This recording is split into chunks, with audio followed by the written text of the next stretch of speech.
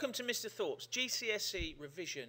It's using the OCR exam board and it's for the Philosophy and Ethics GCSE, and this particular presentation is about how you answer an E-question to get a maximum of 12 marks.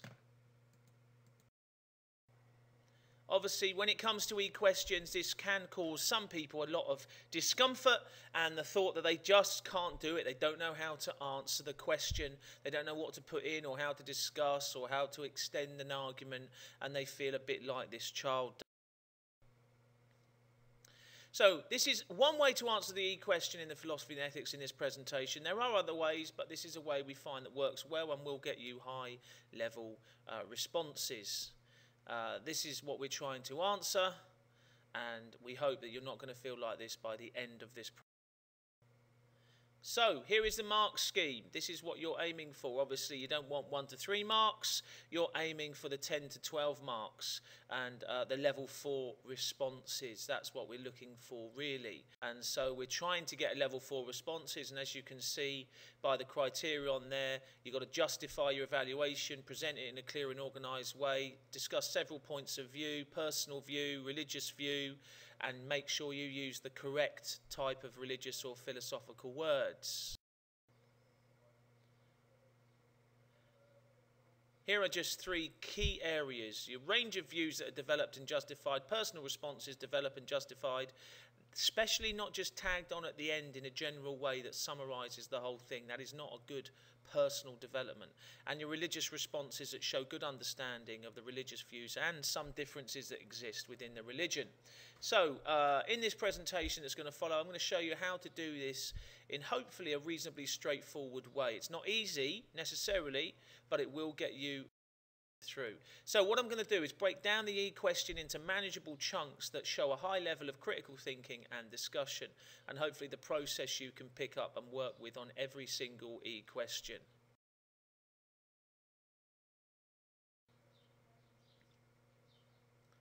So we're aiming for 12 out of 12. So how do you do it? Let's imagine that this is the question that you're facing. There is no proof that God exists. It's 12 marks, and obviously you've got what you've got to do in the sentence underneath. So the first thing we do is something called drawing down. And drawing down simply means that you read the statement and then you think to yourself, if that statement is true, what else has to be true as a result? So, if there is no proof that God exists, if that statement is true, what else has to be true as a result? And there are a number of things you could think of, because these will be your discussion points. So the first thing is, we know that there is something called the design argument. You'd have done that in class. So, if there's no proof that God exists, it must see the drawing down point is the design argument is wrong. If there is no proof that God exists, then a drawing down point, people who claim to have had religious experiences are lying. And if that statement is true, there must be lots of proof that God doesn't exist. So these become our discussion points. Now, there's 3 here. There may be more than 3. There may be even different ones in this. These are just 3 that kind of we've used and that are straightforward. You might end up with more or less. It doesn't matter. The ability is, how do you discuss these key areas? So this is what we need to go on to do next. We need to discuss them in detail. Is we do this. We take our discussion statement. How do we know there is no proof that God exists? And we draw down. The design argument is wrong, and we discuss it. So we're going to talk about whether it's wrong, whether it's not wrong, what a religious person would say, what a personal response might be, and what other views might be, to try and give us the high level.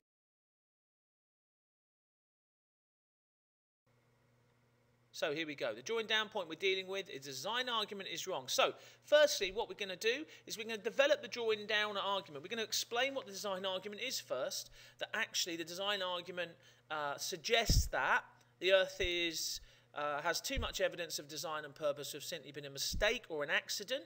It must have a designer, and that is God. To those who believe in God, this is one type of proof that God exists. So there is an argument there that the religious person would use to suggest that actually there is proof. So there is one discussion point. So what we're going to do is we're going to develop that a little bit further. How are we going to develop it? We're going to suggest that A personal response or another view might be, I don't think it's the case. Just because something looks designed, it has to have a designer called God. It might simply look designed.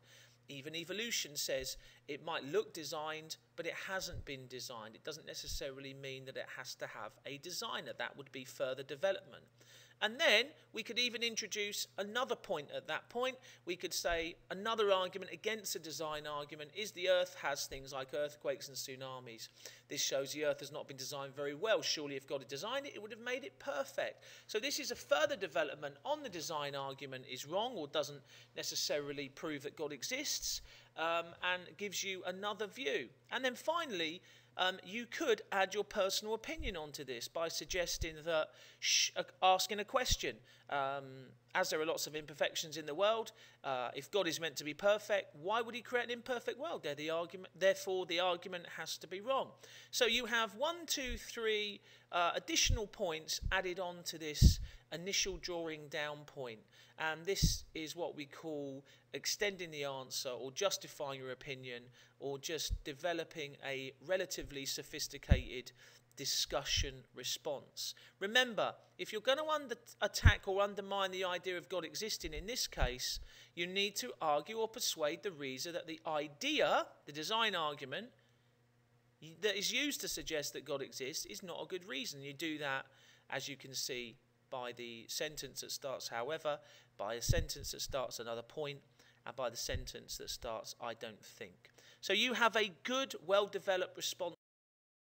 Now with these responses is you take all 3 of the points in yellow and you combine them and just simply put them into sentences and end up with what I consider to be a good paragraph that explores the particular statement and uses a design argument to explore the statement and develops it well and has a personal view, a religious view, and other views involved in it as well. So that question. Again, remember you can do this with any single statement you get, not just this statement. So the second statement we're going to look at is the idea that people who claim to have a religious experience are lying. Remember, we've drawn that down as a result of the thinking is that statement is true, what else has to be true as a result? Therefore, if that statement's true, people who claim to have seen God must be telling fibs. So discuss that one now. So we're going to draw it down. Here we go. Let's discuss. So we take our drawing down point, and now we've got to unpack that drawing down point. So we're going to use the idea of Bernadette. We're going to explore Bernadette. She saw a vision of Mary, started to believe in God. She later became a nun and a saint. This is an argument to shows that God might exist. Now, you might have more development in there, but that says that religious experience happened. This person actually changed her life. She became a nun and a saint, and actually the experience transformed her. So that kind of gives a counter argument against the statement. However, you could suggest, couldn't you, that she could have been mistaken or made it up to seek attention. Anyway, as it's a subjective experience, how does she know it was actually God? And you could also then say, I don't think this proves God's existence because it's only one person's experience, and I don't think this one experience proves that God exists. So that's a very simple development. Obviously, it suggests you've used the second 2 yellow explanations to basically justify the idea that she might not be telling the truth or it might not have been God.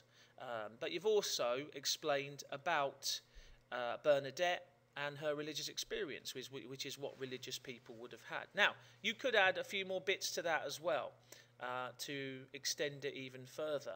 Again, the idea is if you're going to attack or undermine the idea of God existing, you need to attack the idea of religious experience, which again would be what you discuss to answer the question, there is no proof God exists. So we take those three ideas we've used in yellow and we put them together in a paragraph. So God exists because there are people who claim to have had a religious experience, such as Bernadette from Lourdes. She saw a vision of Mary, started to believe in God. However, she could have been mistaken and just made it up in order to seek attention.